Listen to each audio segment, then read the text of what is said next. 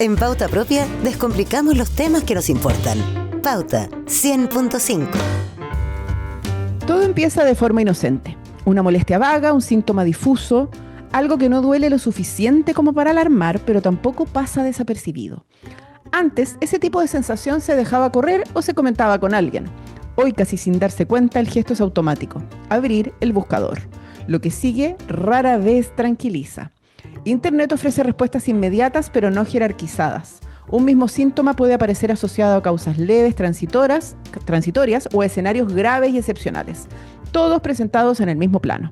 El problema no es la información, sino la falta de contexto. Para el cerebro, especialmente un ansioso, esa igualdad es peligrosa. La cibercondria no nace de la ignorancia, sino del exceso, de la acumulación de datos sin filtro clínico, sin probabilidad, sin acompañamiento humano. Cada búsqueda abre nuevas posibilidades. Cada resultado introduce otra duda. Lo que parecía una consulta puntual se transforma en una secuencia interminable de chequeos, comparaciones y lecturas cruzadas.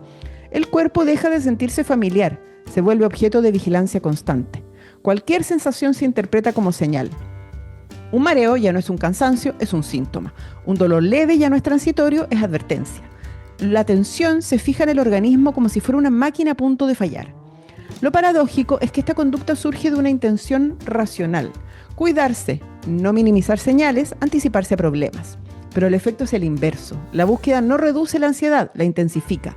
La información no entrega certeza, multiplica escenarios. El alivio es breve y siempre condicionado a una nueva consulta. Este fenómeno crece en un contexto específico. Sistemas de salud saturados, consultas breves, poco tiempo para explicar y contener. El vínculo médico pierde centralidad y la pantalla ocupa su lugar. Pero la pantalla no tranquiliza, informa sin juzgar, enumera sin priorizar, expone sin cuidar. Además, el ecosistema digital privilegia lo llamativo. Los casos raros, los diagnósticos graves, las historias extremas circulan más que la normalidad. No porque sean frecuentes, sino porque capturan atención. Así, lo excepcional se vuelve mentalmente disponible y lo común queda fuera del radar.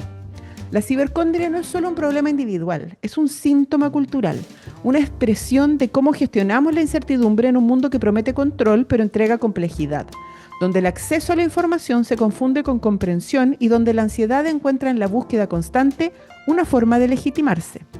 Buscar se vuelve un intento de recuperar control en un entorno impredecible, pero cuanto más se busca, más se diluye ese control.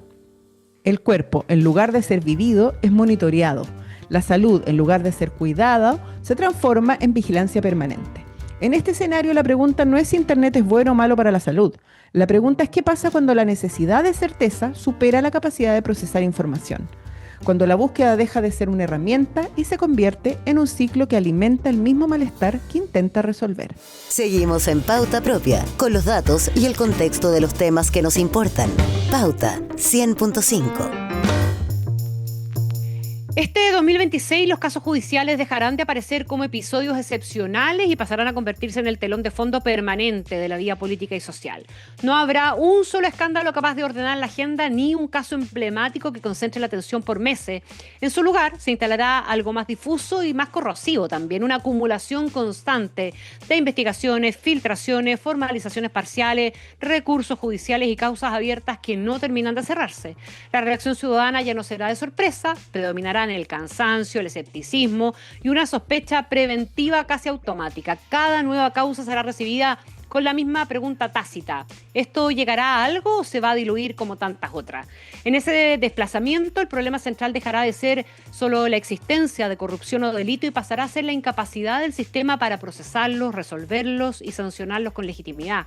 Durante 2026, el patrón dominante no serán los grandes escándalos únicos, sino muchos casos medianos repartidos entre gobiernos, servicios públicos, policías, empresas proveedoras, organizaciones sociales y redes informales de intermediación.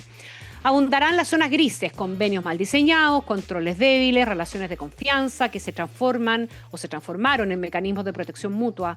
Ese goteo constante podría producir un efecto persistente y profundo. La sospecha se volverá estructural. No será necesario un fallo condenatorio para dañar trayectorias políticas o institucionales. Y en ese contexto, la política se va a judicializar de manera casi total. Las decisiones estratégicas, cuándo hablar, cuándo callar, a quién respaldar, a quién soltar, se tomarán considerando no solo el costo político inmediato, sino el riesgo judicial latente. Las filtraciones van a jugar un rol central, no necesariamente por la existencia de conspiraciones permanentes, sino por la sobreexposición del sistema. Documentos parciales, mensajes fuera de contexto y antecedentes incompletos pueden marcar semanas completas de agenda pública sin que el fondo de los casos se aclare realmente.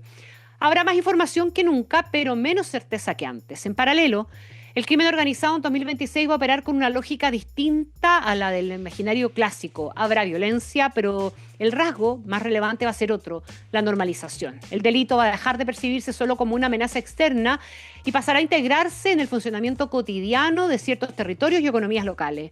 Extorsión de baja visibilidad, control de servicios informales, lavado a pequeña escala y uso de empresas legales como fachada se van a volver prácticas recurrentes. El miedo no provendrá solo de los episodios violentos, sino de la sensación extendida de que existen reglas paralelas funcionando con capacidad real de ordenar la vida diaria allí donde el Estado llega debilitado. Esto someterá al sistema judicial a una presión inédita. Fiscales, jueces y policías deberán operar en un equilibrio frágil entre la exigencia de resultados rápidos y el respeto estricto a las garantías procesales. Cada error por abuso o por ineficacia tendrá costos inmediatos. La justicia lenta dejará de ser solo un problema administrativo y se convertirá en un problema político y democrático. La exposición constante va a transformar a jueces y fiscales en actores políticos involuntarios. Cada decisión será leída en clave ideológica, cada archivo se interpretará como encubrimiento potencial, cada condena será vista como persecución. El sistema judicial no solo deberá impartir justicia, deberá demostrarla permanentemente bajo sospecha continua. En América Latina, este escenario tendrá un impacto especialmente profundo. La región llegará a 2026 con instituciones frágiles, altos niveles de informalidad y una larga historia de impunidad selectiva. La combinación de corrupción persistente, crimen organizado transnacional y sistemas judiciales sobrecargados van a configurar un problema que ya no será solo episódico, sino estructural. El riesgo principal no va a estar únicamente en la magnitud de los delitos, sino en la percepción extendida de que los procesos no se cierran, que las causas se eternizan, se negocian, se politizan o se olvidan. En ese clima crecerán dos respuestas simultáneas y problemáticas. Por un lado, la demanda de mano dura y soluciones excepcionales, y por otro, la retirada silenciosa de la ciudadanía, la apatía y la desconfianza total en las instituciones. Ambas reacciones van a ser sintomáticas de una misma crisis, la pérdida de confianza en la capacidad del Estado para resolver conflictos complejos dentro de las reglas.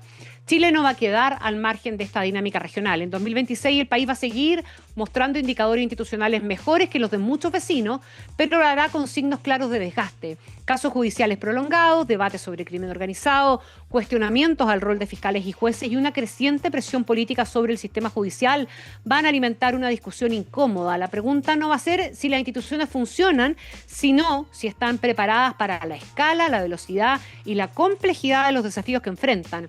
No se discutirá solo cuántos casos hay abiertos, sino cuántos se cierran, cómo se cierran y con qué nivel de legitimidad social.